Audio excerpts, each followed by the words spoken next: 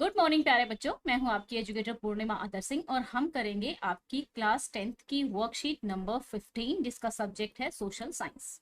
ठीक है, तो बच्चों हम रिसोर्स के बारे में पढ़ेंगे एंड इट्स क्लासिफिकेशन। क्लासिफिकेशन मतलब कि कितने टाइप के रिसोर्सेज होते हैं। ठीक है बच्चा, तो पिछले में हमने क्या पढ़ा था? पिछला जो चैप्टर था आपका, हमने पावर शेयरिंग पढ़ा था। अभी नया चैप्टर स्टार्ट हो रहा है आपका, ठीक है, सोशल साइंस का, कंटेम्प्रेरी इंडिया वाली बुक में से। तो बच्चों देखो, रिसोर्सेस, ठीक है, everything available in our environment which can be use to satisfy our need. कोई भी ऐसी वस्तु जो आपकी जरूरत को पूरा करती है, चाहे ये पेन है, ये मेरे काम आ रहा है, ठीक है, ये एक रिसोर्स है। ठीक है, ये लैपटॉप है, कॉपी है, पेन है, ठीक है ना। और सबसे इंपॉर्टेंट रिसोर्स तो होता है ह्यूमन, क्योंकि ह्यूमन ही जितनी भी, अब मान लो ये पेन है, कॉपी है, ऐसे कैसे एक रूम में बंद पड़ा है, लेकिन इसको यूज कौन करेगा? इसको इंसान ही यूज करेंगे। तो ह्यूमन जो होते हैं वो सबसे ज्यादा इंपॉर्टेंट रिसोर्स होते हैं, क्योंकि वो क्या करते हैं, वो जो रिसोर्स होते हैं उसको और वैल्यूएबल बना देते हैं। ठीक है, इट इज टेक्नोलॉजिकली। अभी रिसोर्स ऐसा होता है कि भाई ऐसा नहीं है, मान लो कोई खनिज निकालना है, मान लो किसी जगह से ना थोड़ा सा चिन्ना सा बिल्कुल छुटका सा कोयला पड़ा है कहीं पे, ठीक है, उसको निकालने के लिए लाखों रुपए लगा दिए, ठीक है, तो वो रिसोर्स नहीं कहलाएगा, क्योंकि उसमें और ज्यादा चीजें क्या होगी, वेस्ट हो गई। तो यहाँ पे देखो इसने कहा कि टेक्नोलॉजिकली एक्सेसिबल होना चाहिए, यानी कि उसके लिए हमारे पास टेक्नोलॉजी होनी चाहिए निकालने के लिए। दूसरी चीज, इकोनॉमिकली फिजिबल होना चाहिए। ठीक है, इकोनॉमिकली फिजिबल का मतलब है कि भाई इतना पैसा नहीं लगना चाहिए कि निकालने में ही सारा पैसा लग जाए, ठीक है, उसको यूज करने में ही सारा पैसा लग जाए, मतलब प्रॉफिटेबल भी होना चाहिए और कल्चरली एक्सेप्टेबल भी होना चाहिए। अब मान लो कोई ऐसा रिसोर्स हो जो इतना ज्यादा एनवायरनमेंट को पोल्यूट करता हो, बीमारियां फैलाता हो, तो लोगों को एक्सेप्ट नहीं होगा। तो क्या क्या होता है रिसोर्स? रिसोर्स क्या होता है? एक तो वो जो हमारी जरूरत को सेटिस्फाई करे, उसके लिए टेक्नोलॉजी हो, इकोनॉमिकली फिजिबल हो और कल्चरली एक्सेप्टेबल हो। ठीक है, तो उसको हम कहते हैं रिसोर्स। ठीक है, do you think that resource are free gift of nature? Resource जो होते हैं, कई लोगों को लगता है कि फ्री गिफ्ट है, अब भाई धरती में से निकाल ले, कितने भी निकाल लो, ऐसा नहीं है। जो रिसोर्सेज हैं लिमिटेड हैं, ठीक है, they are not. Resources are function of human activities, human being themselves are essential component of resource. ठीक है, क्योंकि ह्यूमन क्या करते हैं, ट्रांसफॉर्म कर देते हैं मटेरियल जो अवेलेबल होता है उसको रिसोर्स में। तो बच्चा देखो, हम क्लासिफाई कर रहे हैं रिसोर्सेज को on the basis of origin करते हैं। ठीक है, ओरिजिन पे, ओरिजिन का मतलब कि वो कहाँ, मतलब उनका ओरिजिन कहाँ से है, वो हमें मिल कहाँ से रहे हैं। ठीक है, तो बायोटिक हो गया और एबायोटिक। बायोटिक में हमारा आ गया, जैसे हमें सेब मिला, संतरा मिला, ठीक है, दूध मिला, ठीक है ना, जो हमें किससे मिले, लिविंग चीज, लिविंग थिंग से मिले। ठीक है, एबायोटिक में हमारा कोयला हो गया, क्योंकि ये हमें किससे मिल रहा है, मिट्टी से मिल रहा है, और मिट्टी क्या है, निर्जीव है। ठीक है, बायोटिक वो हो गए जो हमें सजीव चीजों से मिल रहे हैं, जो लिविंग थिंग से मिल रहे हैं। और एबायोटिक हो गए जो निर्जीव चीजों से, जिनमें जान नहीं है, जैसे सोयल से हमें, मिट्टी से हमें, खदानों से हमें जो कोयला वगैरह मिलता है। ठीक है ना, तो फिर अब हम बात करते हैं रिन्यूएबल और नॉन रिन्यूएबल। अब ऐसा है, कोयला है, किसी जगह से आपने निकाल लिया, दोबारा तो ऐसा नहीं है ना कि वो जनरेट हो जाएगा उस जगह पे, अब वो वहां से तो खत्म हो गया। तो यानी कि कुछ तो ऐसे हैं, जैसे सूर्य की एनर्जी है, वो रिन्यू होती रहती है। ठीक है, और कुछ ऐसे होते हैं नॉन रिन्यूएबल होते हैं जो खत्म हो जाते हैं। On the basis of ownership, ownership के बेसिस पे देखो कि आपका जो घर है वो आपका इंडिविजुअल घर है। ठीक है, जो कम्युनिटी में पार्क है उसको सब लोग यूज करते हैं। ठीक है, नेशनल वाटर है और इंटरनेशनल वाटर है, जहाँ पे हमारा भारत ही अपना, जैसे जो भारत की जैसे बाउंड्री है उसके इधर जो पानी है, ठीक है, वो कुछ नेशनल है, फिर उसके बाद कुछ दूरी के बाद जो है 200 किलोमीटर के बाद इंटरनेशनल वाटर शुरू होता है।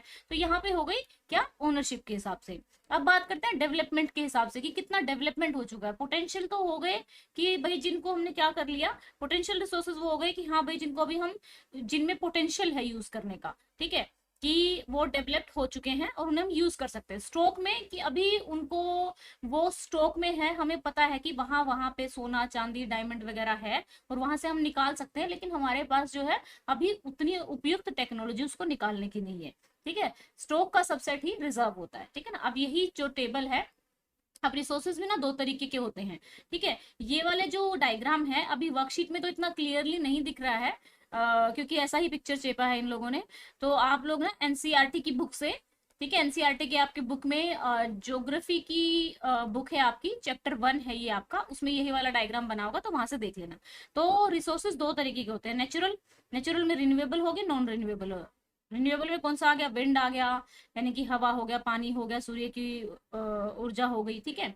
नॉन रिन्यूएबल में कौन से आगे, जैसे कि फॉसिल फ्यूल्स, फॉसिल फ्यूल्स का मतलब होता है कोयला, पेट्रोलियम, ठीक है। अब बायोलॉजिकल बात करें रिन्यूएबल में, नेचुरल वेजिटेशन होगी, फॉरेस्ट से हमें औषधियां मिलती हैं, वाइल्ड लाइफ से भी हमें खाना मिलता है, ठीक है।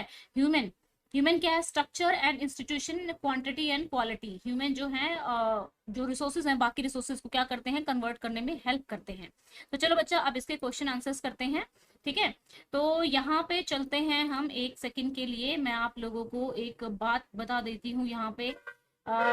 देखो फ्री टेस्ट अवेलेबल है, मैंने कल भी बताया था, टर्म 1 एग्जाम के लिए आप लोगों के लिए फ्री टेस्ट अवेलेबल है अनअकैडमी पे, बिल्कुल फ्री होता है, उसकी कोई फीस नहीं लगती। अगर आप अपने चैप्टर को प्रैक्टिस करना चाहते हो, मैथ, साइंस और एसएसटी के, तो मंडे टू फ्राइडे जो है 6 बजे टेस्ट होता है डेली, तो आप ये टेस्ट दे सकते हो, फ्रीली प्रैक्टिस होगी आपकी, लिंक डिस्क्रिप्शन में दिया हुआ है।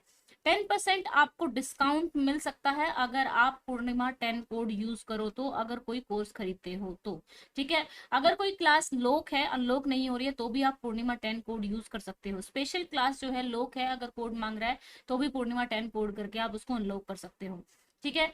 जो ये टेस्ट है ये आपके टर्म 1 एग्जाम के लिए बहुत ही बेनिफिशियल है, ठीक है। 20 क्वेश्चन है, 20 मार्क्स के हैं, 45 मिनट्स में आपको करना है, ठीक है बच्चों। तो यहाँ पे ये देखो, ये सब जो भी मैंने बताया है यहाँ पे ये दिया हुआ है, टर्म 1 के लिए बहुत ही बेस्ट है, मैथ, साइंस, एसएसटी के लिए प्रिपरेशन के लिए, ठीक है। पूर्णिमा 10 कोड यूज कर सकते हो आप, लिंक डिस्क्रिप्शन में दिया हुआ है, 6 बजे होता है, 20 क्वेश्चन होते हैं डेली, और 20 मार्क्स के होते हैं, 45 मिनट्स में आप कर सकते हैं, ठीक है बच्चा। तो चलो अब इसके हम क्या कर लेते हैं, क्वेश्चन आंसर्स कर लेते हैं, ठीक है।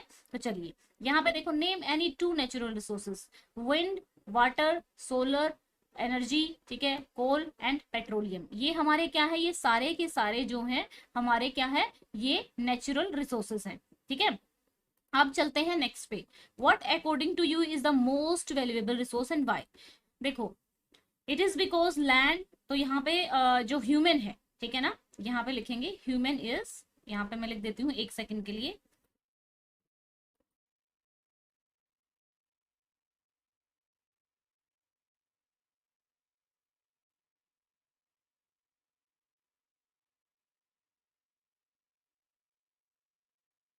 तो बच्चा देखो, ह्यूमन जो है वो मोस्ट वैल्यूएबल रिसोर्स है, ठीक है। इट इज बिकॉज जो लैंड है या फिर जो भी कैपिटल है वो कन्वर्ट नहीं हो सकती है, वो यूज नहीं हो सकती है, कुछ उसमें से कुछ प्रोड्यूस नहीं हो सकता है जब तक उसको ह्यूमन जो है यूज ना करे। Only when land is made fit for cultivation, जब उसको उगाने के लिए फिट बना दिया जाता है, खाद डाली जाती है, उसको बार बार जो सुहागा होता है या फिर जो और भी फील्ड जो कृषि के जो इक्विपमेंट्स होते हैं उनको यूज करके उसको कृषि योग्य बनाया जाता है, ठीक है।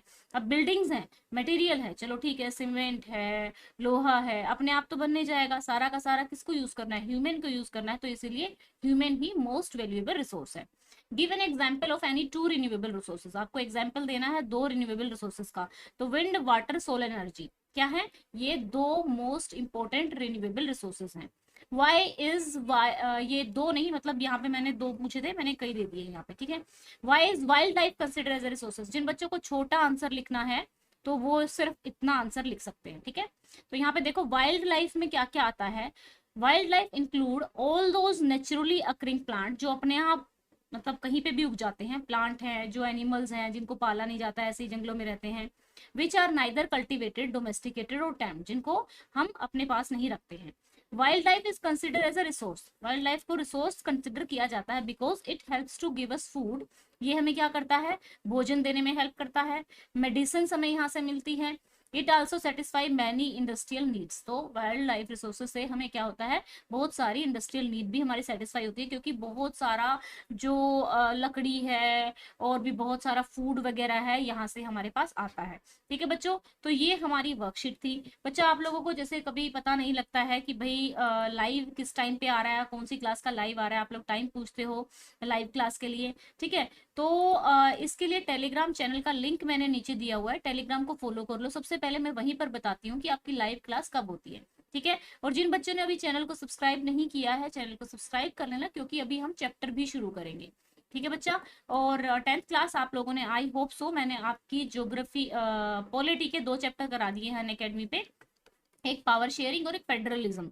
तो आप वहां पे फ्री देख सकते हो उन चैप्टर्स को, बस आपको वहां पे पूर्णिमा 10 कोड यूज करना होगा, ठीक है। ठीक है बच्चों, तो चलो, thank you, have a nice day, may God bless you.